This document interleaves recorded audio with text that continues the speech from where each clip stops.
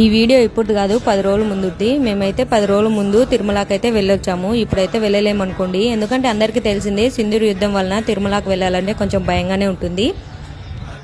ఇలా భయపడుతూ వెళ్ళడం కంటే ప్రశాంతంగా యుద్ధం అయిపోయిన తర్వాత వెళ్ళడమే చాలా మంచిది. అయినా మనం అనుకుంటాం కానీ కొండెక్కుతేనే దేవుడా, మన ఇంటి పక్కన ఉన్న చిన్న గుడిలో ముక్కున్నా అదే దేవుడు. దేవుడు ఏం చెప్పాడు కదా, మీ ప్రాణాలు పణంగా పెట్టి వచ్చి నన్ను దర్శించుకోండి అనేసి మనమే వెళ్తుంటాం. మా పాప అయితే ఫస్ట్ లో మెట్టుకు దండం పెట్టుకుంటూ వెళ్ళింది.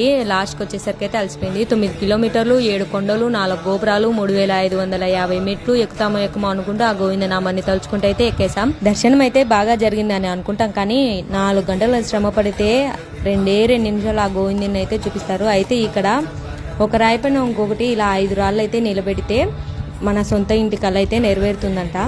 నిజమా కాదా అనేది పక్కన పెడితే మనం నమ్మి చేస్తే అది ఏదైనా నిజమే అవుతుందని నా నమ్మకం.